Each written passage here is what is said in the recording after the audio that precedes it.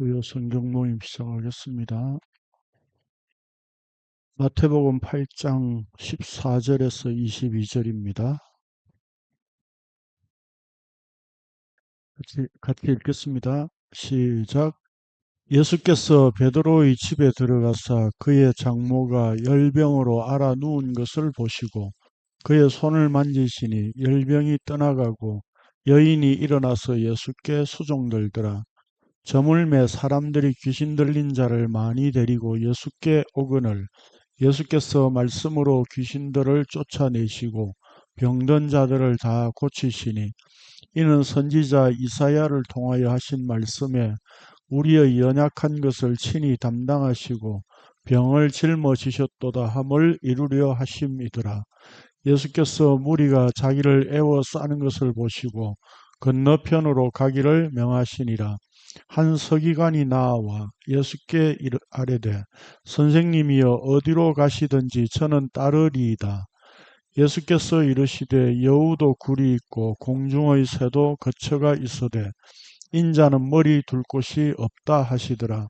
제자 중에 또 한 사람이 이르되 주여 내가 먼저 가서 내 아버지를 장사하게 허락하옵소서. 예수께서 이르시되 죽은 자들이 그들의 죽은 자들을 장사하게 하고 너는 나를 따르라 하시니라. 48번째 마태복음 강론입니다. 제목은 인자의 머리 둘 곳. 제목을 첫 보니까 뭔 내용인지 아시겠죠? 네. 오늘 본문은 두 사건이라기보다도 한 사건과 예수님께서 이제 자기를 따르고자 하는 자에게 서기관에게 하신 말씀이 기록되어져 있습니다. 예수님의 이적에 대하여 우리가 쭉 살펴봤었죠. 그때 이미 베드로 장모의 열병에 대한 말씀은 다 살펴봤었습니다. 조금 더 이제 뭐라 그럴까요? 제가 새로 또 본문을 묵상하면서 생각한 것들을 조금 요약해서 정리하고요. 나머지 이제 그 서기관이 예수님을 따르고자 하는 그 사건에 대하여 예수님이 말씀하신 것을 좀 중점적으로 보려고 합니다. 우리가 지난 강론에서 살펴봤던 게 이적이 두 가지였죠. 뭐였습니까? 나병 환자를 고치신 것과 백부장의 하인을 고치신 거죠. 나병 환자는 유대인이었고 백부장은 이방인이었습니다. 그런데 이들이 예수님께서 이들을 고쳐주셨죠.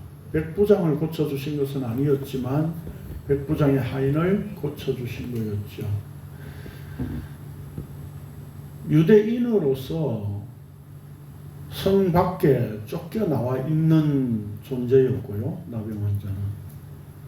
이방인은 사실 유대인과는 관계없는 구약으로 치면 하나님의 은혜의 진영에 벗어나 있는 자이죠. 예수님은 이 둘을 고치시는 이적을 나타내시면서 나병 환자는 깨끗하게 하셨습니다. 다시 말해서 정결하게 하셨습니다. 정결하게 하실 수 있었던 이유가 뭡니까? 예수님이 정결하셨기 때문이죠. 네.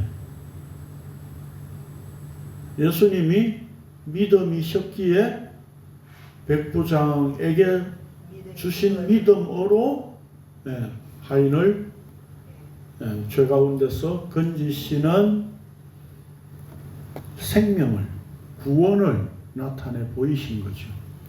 그러니까 한마디로 예수님이 정결이다, 예수님이 믿음이시다 하는 것을 나타내신 이적이었죠. 결국 그 너희들이 그러면 그렇게 정결하게 되고 믿음이 되는 것은 뭘로 되느냐? 예수님이 지금 산상강론에서 산에서 강론하신 모든 율법의 그 완성을 십자가를 향해서 가시면서 이 이적을 나타내 보여주셨기에 예수님의 십자가로 완성된 율법의 그 완성을 그들에게 주심으로 그들이 깨끗하게 되고 믿음 안에 거하게 되는 존재가 된다는 것을 나타내 주신 거죠. 결국 여기서 우리가 한 가지 생각해야 될 가장 큰 부분은 뭡니까? 어떤 율법이 으로 우리가 어떤 것을 행해서 할 수 없는 상태, 아니 그것을 하지 않아도 되는 상태, 그 정결하신 분이 찾아오시고 믿음이 되어 주시면 함께 십자가의 죽음으로 율법의 완성이 이루어지기 때문에 더 이상 우리가 율법을 행하여 율법의 행위에 의해서 정결하게 되어야 될 필요도 없는 그런 상태로 만들어 주신다는 것, 그게 십자가죠. 그래서 결국 두 이적도 표적이다. 그 표적은 뭘 가리키는 표적이다? 십자가를 가리키는 표적이다 라고 하는 것을 우리가 생각해 볼 수 있는 거죠. 자, 오늘 예수님은 이제 베드로의 집에 가서 장모가 열병으로 앓아 누운 것을 보셨다 그랬어요. 열병은 불이라고 하는 단어에서 유래한 겁니다. 그러니까 뜨겁다, 불타다 라고 하는 말에서 온 거죠. 열병을 앓는다. 그 불과 관련된 것은 하나님의 심판을 표현하는 상징적인 표현이죠. 그래서 구약에서 열병을 딱 두 군데 언급하고 있습니다. 레위기 26장 16절과 신명기 28장 22절. 거기에 보면 요거는 전에 우리가 그 이적할 때 다 살펴봤습니다. 직접. 그래서 요 구절을 보면 하나님의 재앙과 심판 가운데 있는 상태를 표현하는 것으로 말씀하고 있습니다. 그러니까 우리가 항상 그 생각해야 되는 것은 뭐냐면, 늘 말씀드립니다마는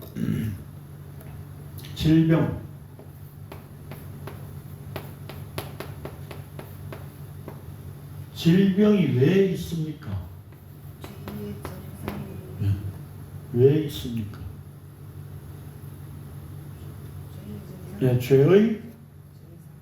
죄의 정상으로 있는 거죠. 정상이라고 하는 것은 죄가 무엇인가를 보여주는 차원에서 도구요, 교보제의 역할을 한다는 거죠.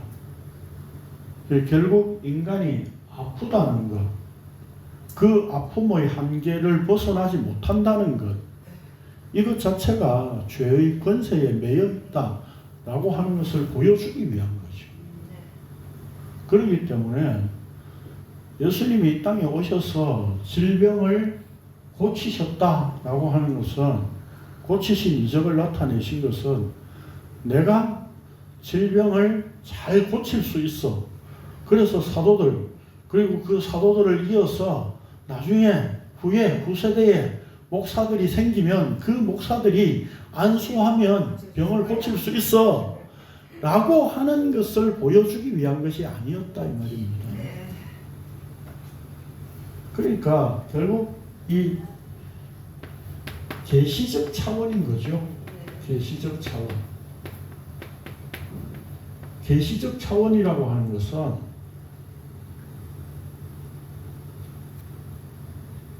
계시의 말씀을 주시기 위한 거죠. 그러면 결국 계시의 말씀이 기록된 말씀으로 주어졌다면 이게 뭐죠? 성경이죠. 성경이죠. 이 질병을 고치는 문제가 우리에게 필요할까요? 안 할까요? 당연히 필요 안 하죠. 필요가 없죠. 네? 우리는 병에서 고침받고 안 고침받고 하는 걸 통해서 이제 말씀을 알 수 있는 게 아니라 네, 기록된 말씀으로 하나님의 뜻을 다 알 수 있는 거죠. 이게 하나님의 뜻이죠. 그러면 우리가 질병에서 벗어나는 게 하나님의 뜻이 아니라 뭡니까? 죄에서 벗어나는 것. 벗어나는 것. 이게 하나님의 뜻이다 말입니다. 그러니까 기록된 말씀을 통해서 이 죄에서 벗어나는 하나님의 뜻을 알았다면 질병에서 고침 받아도 상관없고 안 받아도 상관없는 거예요.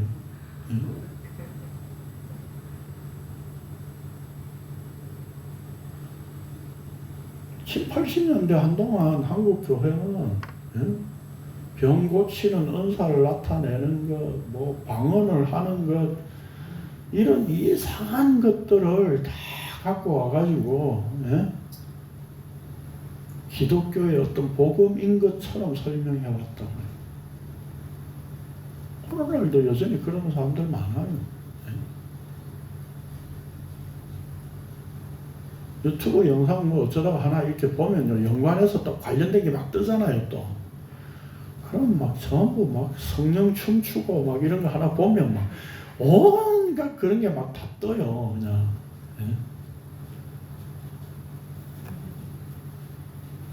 그래서 병 고친다고 그냥 목사가 막 방언을 하면서 안수하면서 막 병 고치고 막, 그건 기독교가 아니에요. 기독교가 아니에요. 복음이 아니에요. 내가 암 걸려도 말씀을 깨달아서 십자가 은혜로 하늘의 생명을 누리고 있다면 천국 가잖아요. 천국이 임했고요. 그럼 병 고치고 안 고치고가 상관이 없잖아요. 구원 받았는데.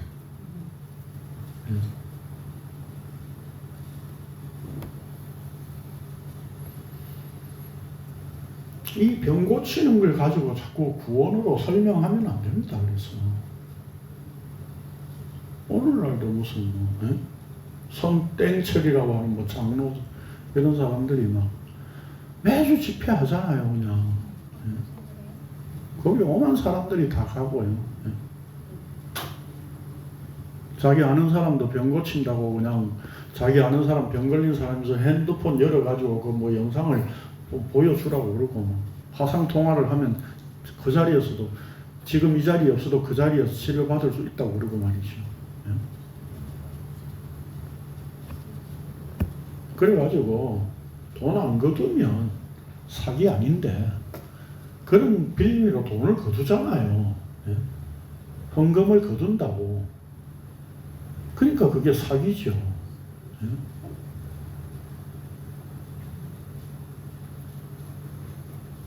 어리석은 인간들은요, 죄 아래 있는 인간들은 아프고 이렇게 한계에 있으면 그 한계를 빨리 벗어나고 싶어 해요. 그렇잖아요. 그런 그 자그마한 소망을 이용하는 거잖아요. 그렇잖아요. 그걸 이용해가지고 돈을 내도록 만들잖아요.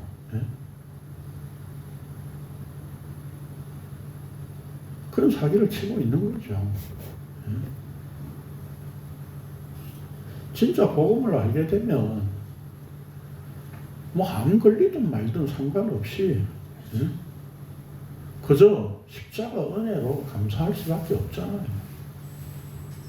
제가 이런 이야기 하니까 암 걸렸던 분이 저한테 그래요. 목사님은 안 걸려봐서 그런다고. 그래요. 저도 장담할 수 없습니다. 암 걸리면 저도 뭐 복음이고 뭐고 핑계치고 제가 뭐 암 고치기 위해서 그냥 뭐 뭡니까 저기 뭐 뭡니까 뭐 먹는 거 있대요. 뭐 뭘 먹죠 요즘 그런 것도 생각이 안 나네. 강아지 뭐 그 사료 같은 거 있잖아요. 왜? 예? 그게 뭐 암 치료에 뭐 효과가 있다고 해가지고 유명해요. 유튜브에 그런 거 막 나와요. 예. 예. 그리고 신 목사님도 사모님한테 먹여봤다고 그러더라고요. 누구든 장담할 수 없어요. 그런 위치에 처하면.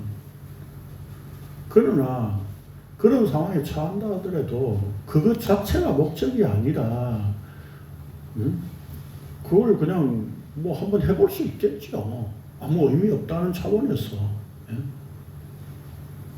그러나 정말 복음 안에 있다면 그냥 감사함으로 죽음을 받아들이는 게 맞는 것 같아요. 그걸 장담할 수 없겠죠.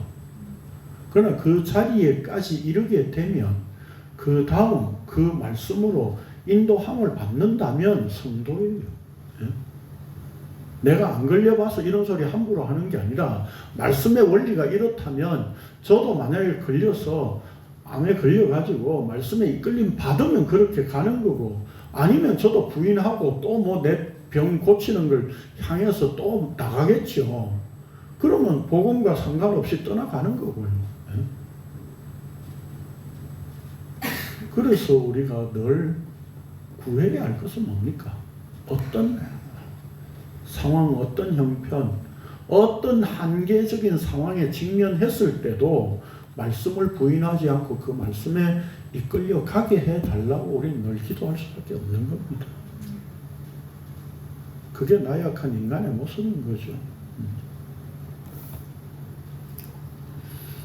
자, 그래서 여기에 베드로의 장모의 그 열병은 질병 그 자체가 중요한 것이 아니라 이 열병 자체가 뭐예요? 하나님의 그 재앙으로 말미암아 저주 아래 있는 죄의 권세에 매인 인간의 상태를 보여주는 존재죠.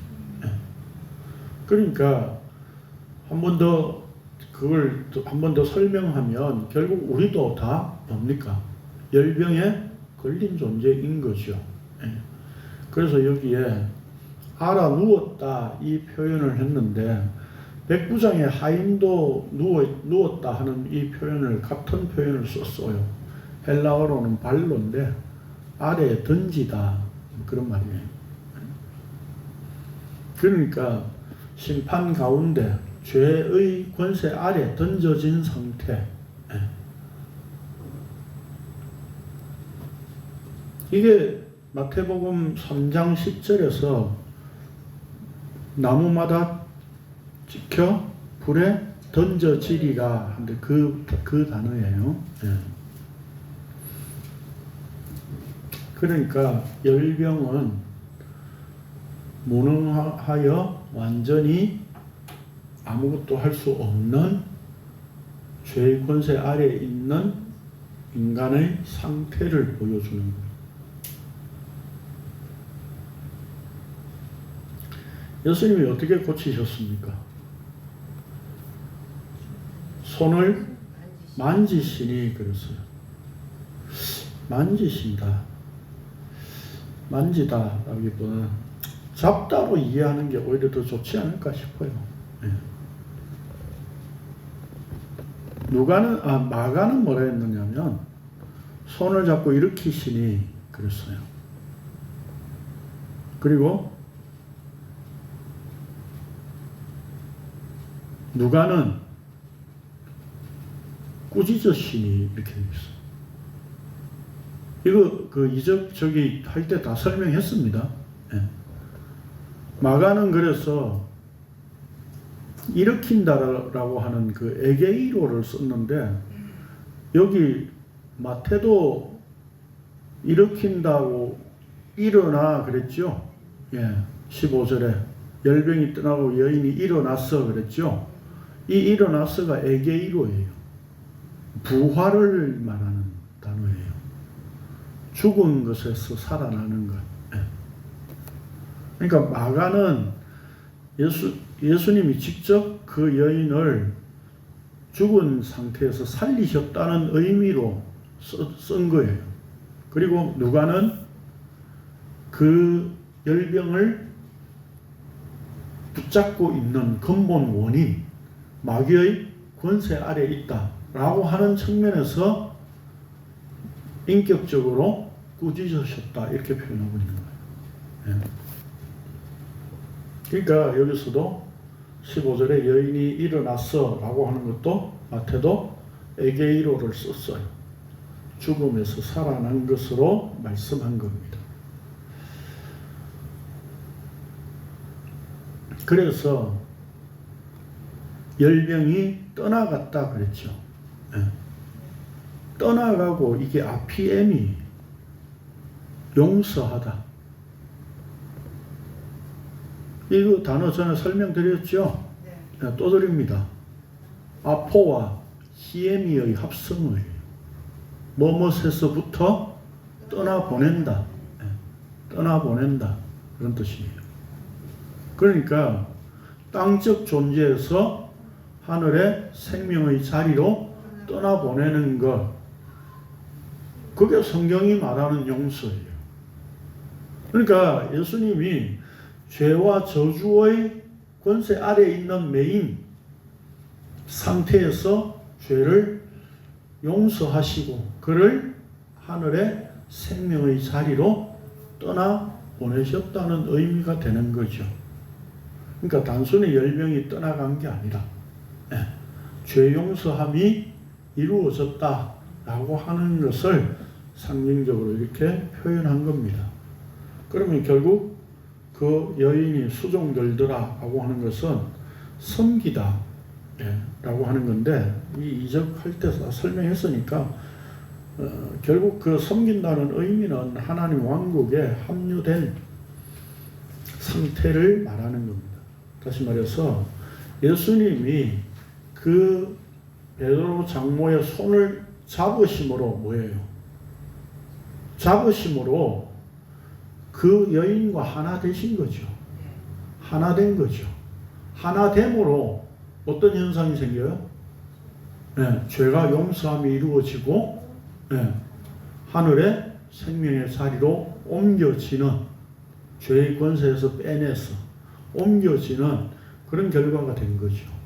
그러니까 하늘 왕국에 속한 자로서 교제를 나누는 그런 상태가 예수께 수종 들었다 이렇게 표현하고 있는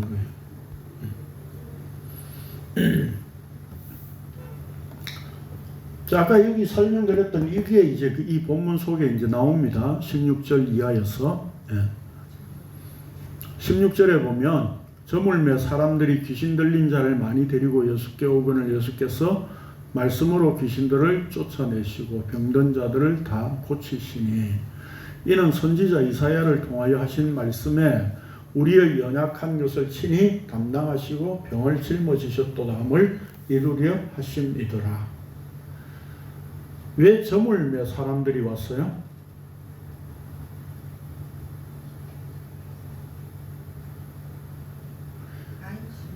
그렇죠. 안식일이기 때문에 사람들이 안식일에 이렇게 어떤 거리를 간다든지 어떤 병을 고친다든지 하는 것 자체가 이렇게 율법적인 것에 사로잡혀 있기 때문에 움직이지 않았다는 거죠. 그러니까 안식일이 해가 지고 나면 안식일에서 이제 벗어나니까. 그러니까 요즘 시간으로 말하면 금요일 일몰 때부터 토요일 일몰까지 해질 때까지가 안식일이죠. 그러니까 이제 해가 지느니까 안식일에서 이제 벗어났다, 지났다 이 말인 거죠.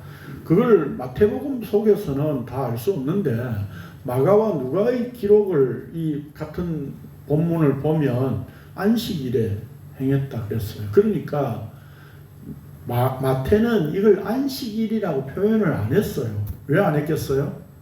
그 안식일에 집중할 문제가 아니라 마태는 뭐에 집중했느냐면 마가와 누가는 인용하지 않는 이사야서를 인용을 했어요. 그러니까 마태의 의도는 뭡니까?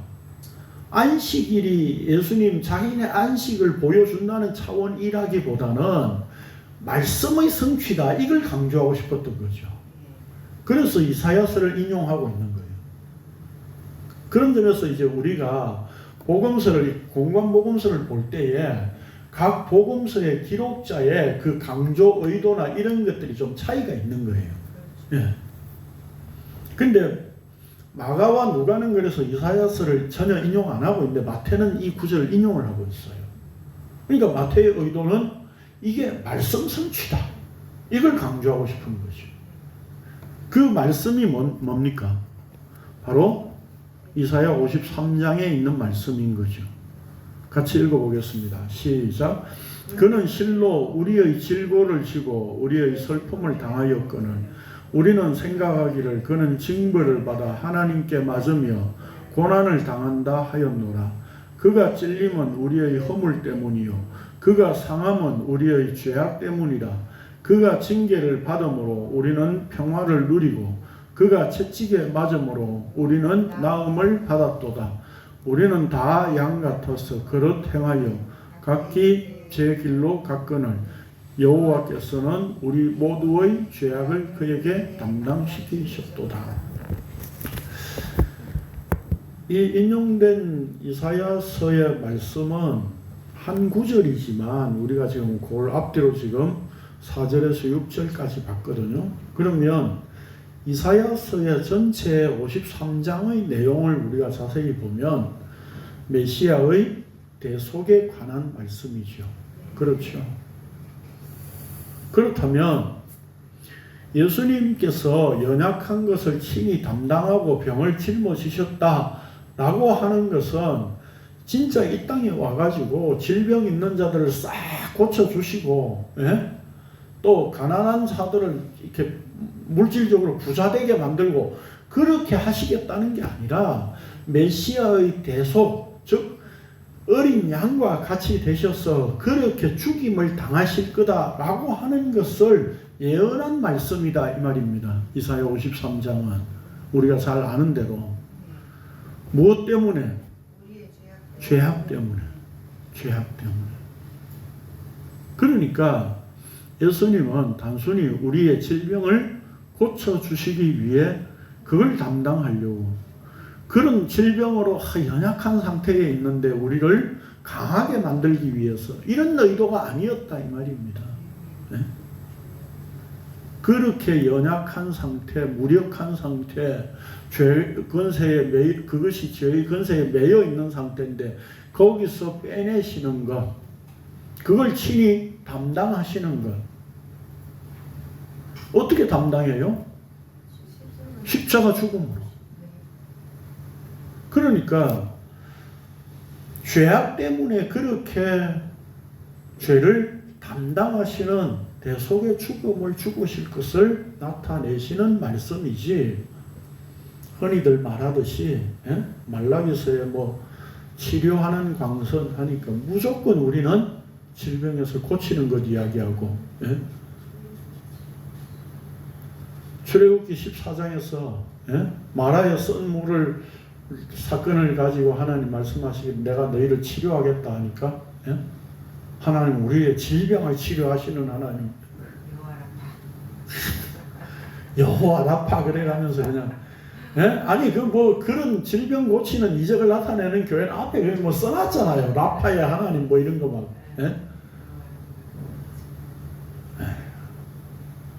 근데 그 능력도 그 목사들이 나이가 먹고 이러면 떨어지나 봐요.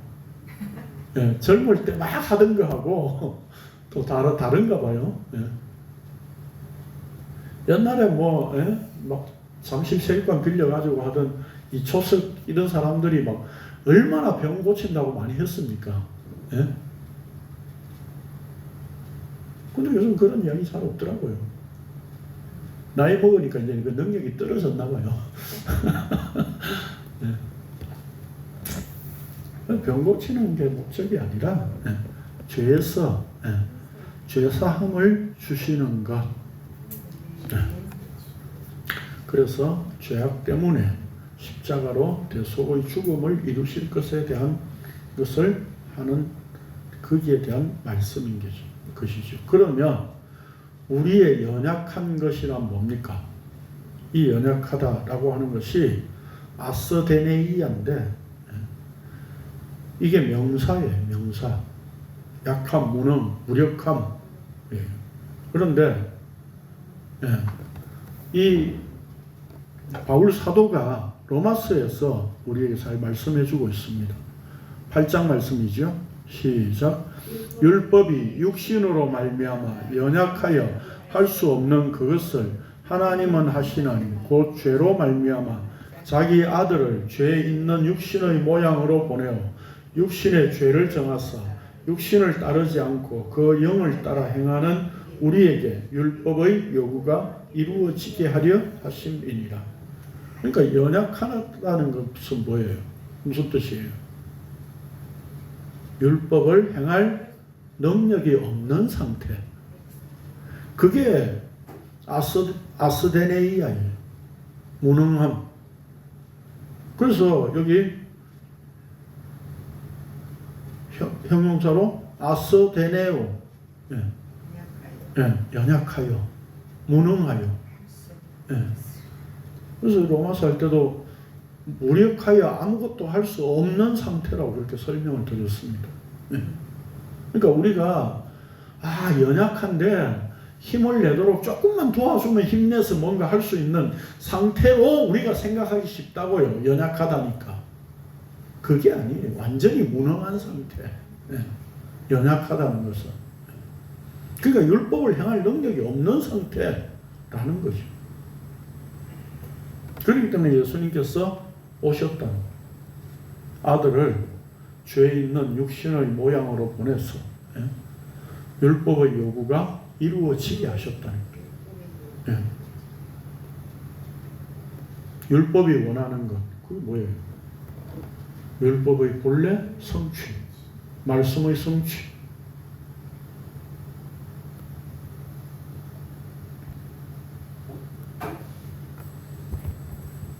그렇기 때문에 아까 초두에 말씀드렸던 것처럼 이 질병은 계시적 차원이고 그 계시적 차원에서 주신 것이 예수님께서 행하시고 십자가로 다 보여주셨고 이제 그 계시적 차원은 기록된 말씀으로 성경을 우리에게 주셨기에 더 이상 질병을 고치는 계시적 차원의 어떤 사건, 이적들이 우리에게 필요하지 않다라고 하는 거죠.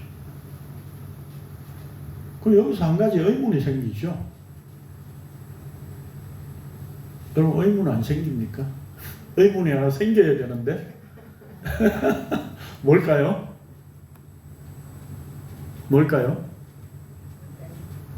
예수님이 십자가로 완성됐다 그랬잖아요.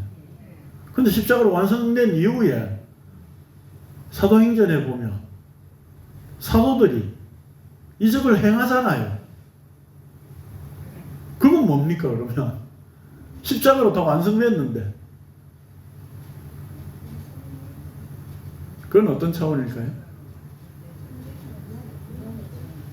사도들은 예수님과 연결되어서 예수님의 그 행하심을 그대로 반복하여 보여준다는 의미를 갖고 있어요. 다시 말해서 예수님은 죽은 거 아니야. 부활하셔서 살아계셔서 그 일을 계속 지금 하고 계셔 라고 하는 것을 사도들을 통해서 보여주시기 위해서 한정적으로 그렇게 일하셨던 것이지. 그 사도적 권위가 이제 사도적 권위로 말씀을 기록하게 하셨고 그 기록된 말씀으로 사도적 권위는 다 이제 끝난 거죠. 그렇기 때문에 오늘날 워치만리 이쪽 교회에 속한 사람들은 오늘날을 또 교회 이렇게 말씀을 전하는 사람을 사도라고 그러는데 넓은 의미에 있어서는 우리 모두가 다 사도예요. 어떤 한정적인 존재가 사도가 아니라 왜요? 사도라고 하는 것 자체가 로마서 할 때도 말씀드렸고 디모데 전후서 할 때도 말씀드렸어요. 보내심을 받은 자잖아요. 그렇죠. 보내심을 받았다는 것은 말씀을 세상에 드러내도록 세상에 존재하게 하신 모든 자들을, 말씀 안에 있는 자들을 보내신 자라고 할 수 있는 거예요.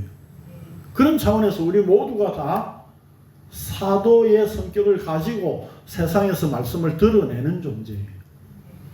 오늘 우리가 사도로서 뭘 해야 된다는 것이 아니라 세상에 우리가 복음을 알게 됐는데 하나님이 쪽집게를 딱 빼가지고 이렇게 복음 알게 돼서 넌 이제 뽑아내서 하늘로 딱 옮겨, 이게 아니라는 거죠. 구원이라고 하는 것은 지난주에도 말씀드렸듯이 관계잖아요. 그리스도와 하나 된 관계를 드러내는, 그걸 세상에 드러내도록 이 땅에 살려두고 계신 거죠. 그런 차원에서 우리도 역시 사도로 이 땅에 존재하고 있는 거예요. 모두가 다 그리스도 안에 있다면. 그러나 시대적 차원에서 사도는 말씀을 성경으로 기록된 말씀으로 하게, 성경을 기록하게 만드셨고 그 시대적인 상황에서는 끝났다 이 말입니다. 그래서 사도들이 있을 때까지도 계속 계시의 말씀이 있었던 거죠. 환상으로. 그게 고린도전서 12장 13장에 나오는 내용이죠. 방언이라고 하는 거, 예언이라고 하는 거. 그 당시에는, 초대교회 당시에는 기록된 말씀이 다 주어진 게 아니었으니까.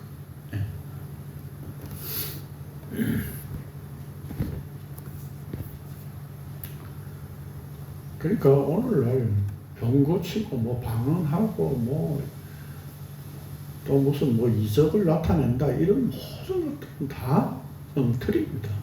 엉터리.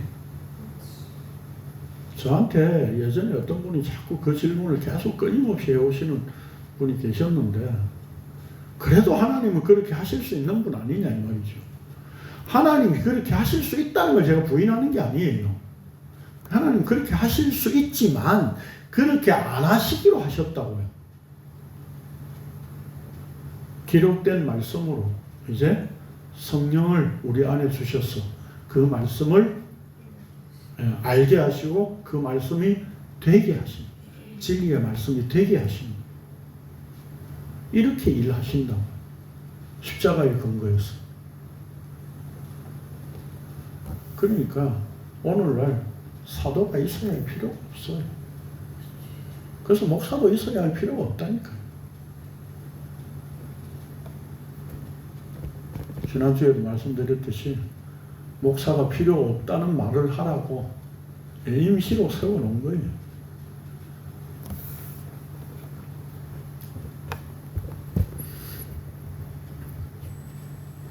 자, 그리고 이제 18절에 보니까 예수님이 이적을 이렇게 막 일으키시니까 사람들이 몰려왔다 그랬잖아요. 해가 저물매 막 몰려와서 우리도 고쳐주세요, 우리도 고쳐주세요 한다고. 그러니까 서기관이 뭡니까? 예수님을 찾아왔어. 예수님을 따르겠다. 라고 말하는 거죠. 18절에 보니까 예수께서 무리가 자기를 애워 싸는 것을 보시고 건너편으로 가기를 명하시니라. 무리는 뭐예요? 무리. 무리하게 요구하는 사람들이죠. 무리는 어디서 제일 처음 봤습니까? 바벨탑 사건에서. 무리 전에 설명 한번 드린 적 있죠? 바벨탑 사건에서. 무리들은 모이면 뭐예요? 자기 이름을 내는 일을 하고자 하는 자들이 있는 거죠. 그 무리라고 하는 것은 뭡니까? 군중의 힘인 거죠. 그래서 세상적 힘을 가지고 해결하려고 하는 존재들, 그들 무리. 이 무리가 예수님을 십자가에 못 박았다니까요. 그 무리 속에 우리가 있었습니다. 내가 있었습니다. 그래서 예수님은 무리가 애워 싸는 것을 보시고 건너편으로 피하셨어요. 왜요? 예수님은 그 무리에 감동하고 환호해가지고 와 내가 이적을 일으키니까 사람들이 이렇게 모이네. 내가 이들을 데리고 목회해야지. 그게 아니었다고요. 예? 오늘 한국 교회가 거대한 예배당을 짓는 이유가 뭐예요? 이 무리들 때문에 지은 거잖아요. 예? 그런데 제가 복음을 전한다는 소문을 듣고 어디서 찾아오니까 이게 뭐 교회에 뭐 사람들 별로 안 모이네요. 그러는 사람들이 처음에 많았어요. 예? 왜냐하면 김성수 목사가 막 할 때에 막 그 유튜브로 소문 나가서 사람들이 막 모이니까 그렇게 모이는 줄 알았다는 거죠. 그냥 진짜 복음은요 사람들이 좋아하지 않습니다. 갈라디아서에 나오잖아요. 예? 하나님을 기쁘게 하는 거냐, 사람을 기쁘게 하는 거냐. 예? 바울 사도가 그랬잖아요. 복음은 사람을 기쁘게 하는 게 아니라니까요. 근데 역설적이게도 기쁜 소식이에요. 복음은. 근데 그 기쁘다는 것은 우리가 생각하는 기뻐하는 것과는 다른 거죠. 그러니까.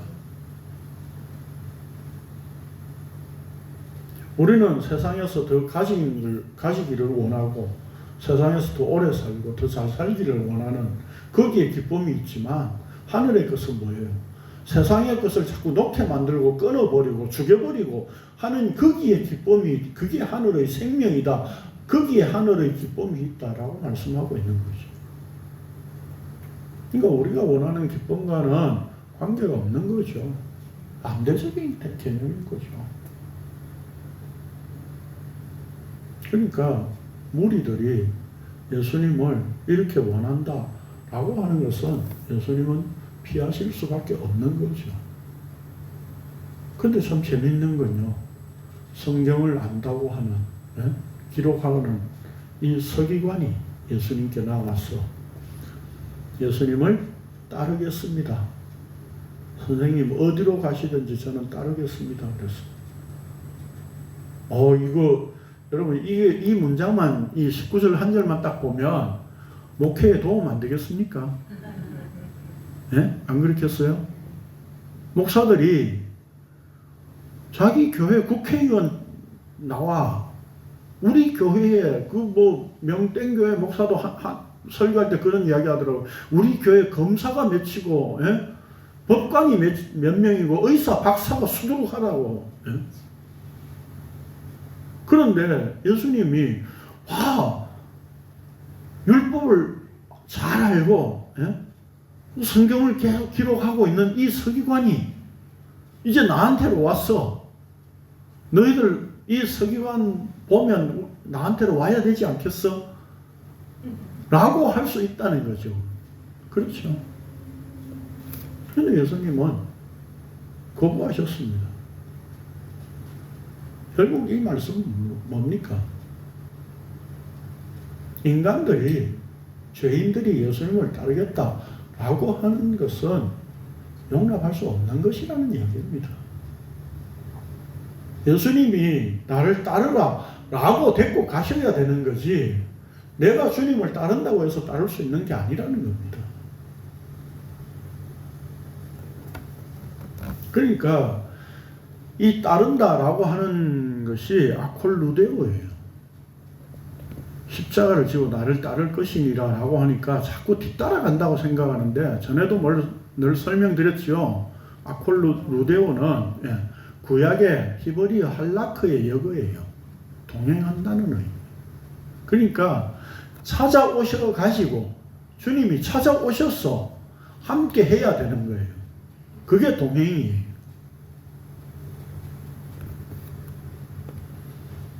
그런데 내가 주님과 함께 한다? 그건 복음이 아니고 주님을 따르는 게 아니에요. 아니 따를 수가 없습니다.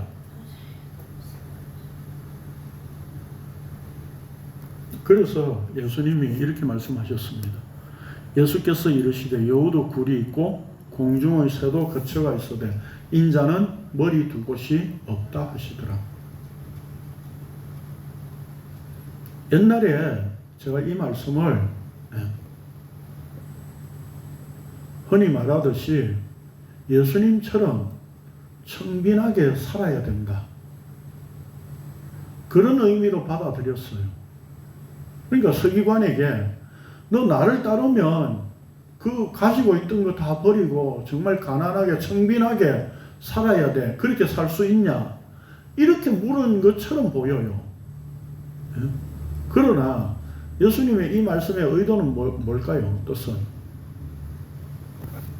청빈하게 살아야 된다라고 하는 말씀을 하고 있는 게 아니에요. 한마디로 뭐예요? 네가 나를 따른다고 하는데 내가 머리로서 이 땅에 왔어. 그 머리를 둘 곳이 없다니까. 둘 곳이 없다니까. 그거는 너희들이 나를 영접한다고 해서 되는 게 아니야. 네가 나를 따른다고 해서 되는 게 아니야. 지금 예수님 그 말씀하고 계신 거라고요. 그러니까 무리들이 예수님을 와 하면서 막 따르고 막 그 정치적인 메시아로 받아들이고 야 예수님 이제 우리의 그 정치적인 메시아가 되면 우리는 이제 굶는 것에서 벗어나고 로마의 압제에서 해방되고 야 진짜 우리 독립된 이스라엘 나라로 이제 세울 수 있겠구나 라고 하는 그런 기대를 가지고 예수님을 막 따랐다고요. 그리고 서기관도 예수님 막 따르겠다고 하고 그 예수님이 이렇게 보시고 뭐예요? 그들이 예수님 자신을 머리로 둘 수 있는 상태가 아닌 죄악의 권세에 매여 있는 상태라고 하는 것을 너무도 잘 아시잖아요. 그렇기 때문에 나는 너희의 그 정치적인 우두머리 메시아 그런 머리가 될 수 없어 이 말이에요. 한마디로 나는 내가 원하는 머리가 따로 있다니까. 머리 둘 곳. 너희들이 원하는 그런 머리 둘 곳 그건 없어. 정치적인 우두머리 왕 원하는 그 머리 그런 머리가 아니야 이 말이죠.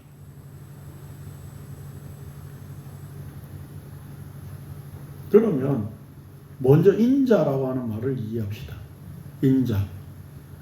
인자라고 할 때에 전에도 설명드렸는데 가장 우리가 먼저 떠올려야 되는 게 뭘까요? 구약 성경에서 선지자들을 인자라고 표현했어요. 그럼 그들이 인자로서 특히 에스겔 선지자에 보면 이스라엘 백성들이 포로 가운데서 성전은 완전히 파괴되었고요. 포로 가운데 있어야 되었습니다. 그랬을 때에 그들의 그 예루살렘 성전이 박살날 수밖에 없고 유다가 멸망되어 될 수밖에 없었던 그 이유가 뭐냐? 그 유다의 이스라엘의 죄악 때문이라고요. 그 죄악의 상태를 그대로 폭로하고 보여주는 게 선지자였어요. 그게 인자예요. 그러니까 인자라고 하는 말씀에 어떤 의미가 들어있다고요? 고난받는 존재. 죄악 때문에 고난받는 존재. 그 의미가 담겨 있다고요. 그런데 다니엘서에 보면 뭐라고 그래요? 인자 같은 이가 구름을 타고 온다고 그러죠. 그럼 하늘에서 오신다는 거죠. 그렇죠. 그럼 결국 구약 성경 에스겔서와 다니엘서에서 말하는 인자의 개념은 하늘에서 오신 분이 이 땅에 와서 우리의 죄악상을 그대로 보여주는 고난을 당하고 새로운 나라를 세우시는 분. 그래서 여기 그 권세는 소멸되지 아니하는 영원한 권세요. 그 나라는 멸망하지 아니할 것이라 그러죠. 멸망하지 않는 나라를 세우시는 분. 하늘에서 오셔가지고 이 땅의 죄악상을 그대로 보여주는, 그래서 죄악의 상태를 그대로 다 고스란히 몸에 담고 있는 분. 누구예요? 예수님밖에 없었다고요. 그러니까 십자가의 죽음은 멸망하지 않는 왕국을 세우신 거죠. 그게 십자가 죽음이에요. 인자라고 하는 의미는 그런 의미가 담겨 있는 거예요.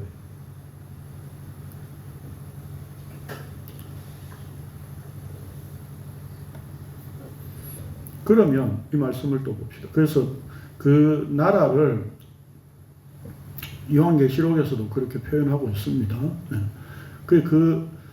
이 말씀을 예수님은 구약에 있는 말씀을 인용하신 거예요.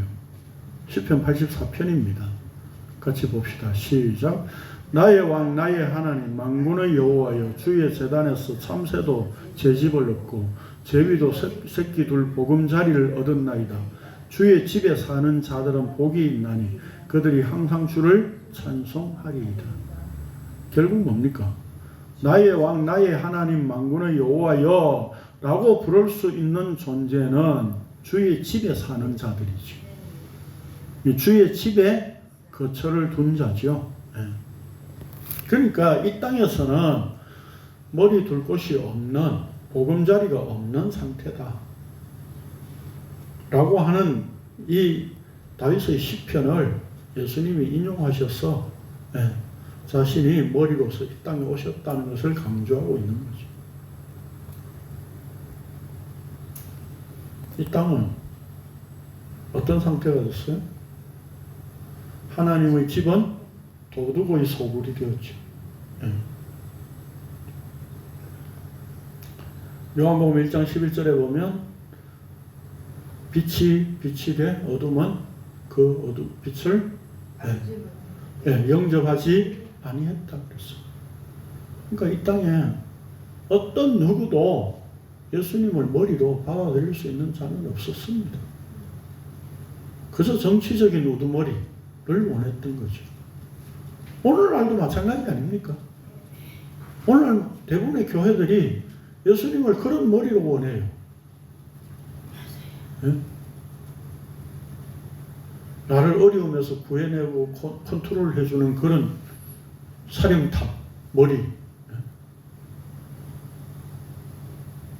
그래서 마치 무슨 교회 다니는 모든 사람 교인들에게 다 성공을 주고 물질적인 부유함을 주는 그런 깡패 두목 같은 그런 우두머리를 원하잖아요.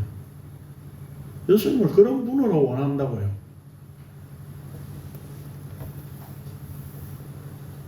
그러나 예수님은 이 땅에 어떤 자들에게도 자기를 의탁하실 수 없었습니다. 세상의 끝에 예수님 자신의 머리를 두실 수 없었던 거죠. 그래서 십자가의 죽음으로 이렇게 말씀하셨죠. 우리가 잘 아는 구절이죠. 요한복음 19장 30절 4페이지입니다. 예수께서 신포도주를 받으신 후에 이르시되 다 이루었다 하시고 머리를 숙이니 영원히 떠나가시니라. 머리를 숙이니라고 하는 말은 머리를 두셨다라는 뜻이죠. 영원히 떠나가시니라 아니에요. 넘겨주셨다니. 그 영을 넘겨주셨어요. 이 땅 어디에도 머리 둘 곳이 없으셨던 예수님께서 십자가에 자기 머리를 두셨고 그것을 통해 그 영을 넘겨주심으로 성령께서 자기 백성들의 거처가 되심과 동시에 자기 백성들을 하나님의 집으로 삼으신 겁니다.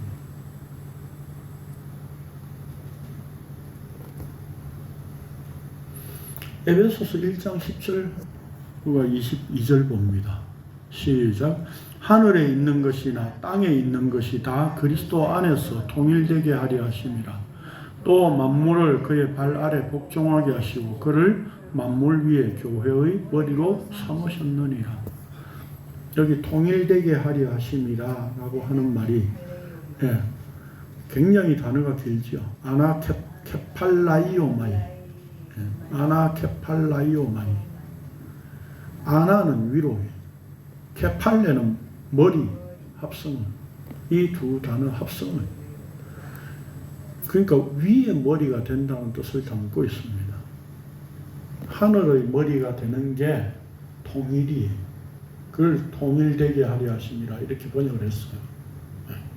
그러니까 이 구절도 사실 우리가 정확하게 좀 이해할 표현으로 하자면 하늘의 머리가 되게 하려 하심이라 이렇게 해야 되겠죠. 그렇게 번역해야 되겠죠. 하늘의 머리, 하늘을 향한 머리가 되려면 어떻게 되어야 돼요? 인간들은 다 자기가 우두머리가 되어 있잖아요. 언제부터?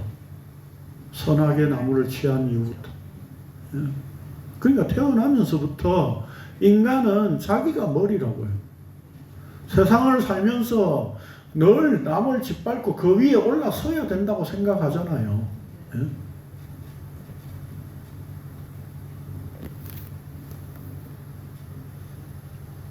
그렇게 해서 남을 지배하고 싶어 하는 게 죄인의 습성이에요. 그러니까 내 머리가 박살나야 된다라고 하는 것은 세상에서 상상할 수 없는 일이죠. 그런데 요한계시록에서 뭐라고 그럽니까? 20장 4절입니다. 봅시다. 시작. 또 내가 보좌들을 보니 거기에 앉은 자들이 있어 심판하는 권세를 받았더라. 또 내가 보니 예수를 증언함과 하나님 말씀 때문에 목배임을 당한 자들의 영혼들과 또 짐승과 그의 우상에게 경배하지 아니하고 그들의 이마와 손에 그의 표를 받지 아니한 자들이 살았어 그리스도와 더불어 1000년 동안 왕노로 다니. 성경이 왜 이렇게 표현할까요? 끔찍하게 목배임을 당한 자. 네? 그냥 죽은 자들 이렇게 해도 되잖아요. 근데 왜 목배임을 당한 자들이? 네? 목배임을 당했다는 것은 우리의 머리가 날아갔다는 얘기예요. 네? 우리의 머리가 날아가고 거기에 예수님의 머리가 교체된 거죠. 교체된 상태.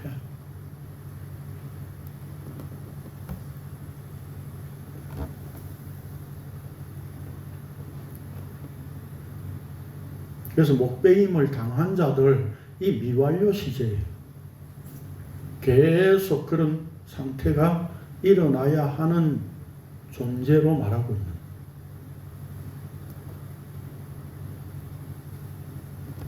결국 뭡니까? 예수 그리스도라는 머리로 우리가 하나로 그의 몸이 되지 않으면 구원과 생명은 우리와 상관없는 것이다 이 말입니다. 그분이 머리가 된다는 의미는 뭐예요? 네? 다스린다는 얘기죠. 아까 에베소서 1장 22절에 보니까 그의 발 아래 복종하게 하시고 그를 만물 위에 교회의 머리로 삼으셨느니라. 그 머리에 다 복종하는 상태가 됐다는 얘기죠. 말씀에 복종하는 상태.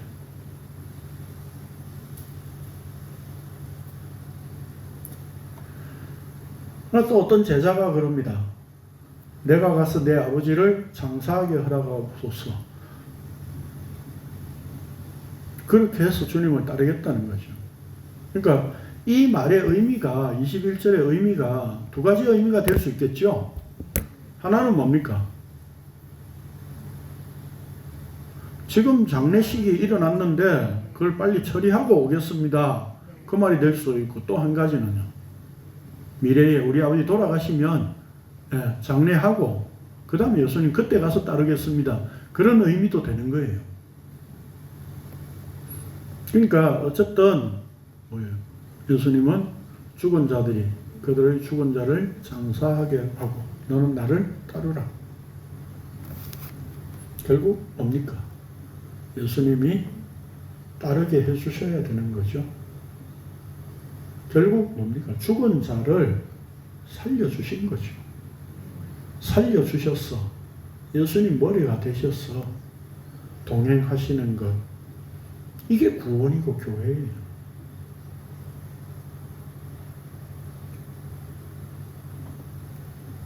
그래서 로마서 4장 17절에 보면 없는 것에서 죽은 것에서 부르심이다 그랬어요. 그러니까 우리가 이 구원을 이 로마서 하면서도 제가 굉장히 많이 강조해드린 말씀인데, 우리는 내가 존재해 있고 예수님이 나를 불러서 나 이제 예수 믿게 됐고 그래서 이제 예수님을 따르게 됐어 이렇게 생각한다고요. 그러나 예수님 보시는 관점은 뭐예요? 하나님 보시는 관점은 예수 믿으려고 하는 내가 죽은 상태에 있다는 거예요. 예? 그러니까 우리가 예수 믿겠다고 온 게 아니라 주님이 우리를 붙들어서 없는 것에서 죽은 것에서 불러내서 은혜를 입혀서 살리신 거죠. 이거예요. 죽은 지옥에서 건져냈다니까요. 네? 세상에서 잘 살고 있는데 예수 믿게 좀 변화시켜 준 게 아니에요. 네? 내가 이렇게 살아있고, 내가 예수 믿으려고 왔으니까 이제 내 삶이 이제 안 믿는 것에서 믿는 것으로 바뀌었다. 이렇게 해서 내가 내 삶이 변화됐다. 이렇게 사람들은 생각한다고요. 그러나 예수 그리스도를 알기 전의 상태는 죽은 상태고 없는 상태라고 성경은 얘기한다고요. 없었다니까요. 먼지가 무슨 뭐 존재한다고 할 수 있습니까? 예? 아파르 그 먼지는 존재한다고 할 수 없는, 예? 바람에 그냥 이렇게 뭐 떠다니면, 예? 미세먼지 눈에 안 보이잖아요. 그런 존재. 그거를 불러내서 살리셨어요. 그래서 나의 머리가 되셨어요. 이제 교회의 머리가 되셨어요. 교회로서 이제 주님은 다스리십니다. 그럼 교회 된다는 것이 그분의 머리 아래 복종하는 상태가 된 거죠. 이제 살려주심의 은혜를 입은 거죠. 예수님이 이 땅에 오심은 바로 이런 의미다 이 말입니다. 그래서 이것을 십자가의 은혜로 우리에게 허락하신 것이다. 성경은 그렇게 말씀하고 있습니다. 그래서 예수님이 청빈하게 사셨으니까 우리도 예수님을 따라가는데 청빈하게 살아야 돼. 그런 말씀이 아니에요. 네 머리 내가 박살낼 거야. 그리고 내가 너의 머리가 될 거야. 라고 선언하신 말씀이에요.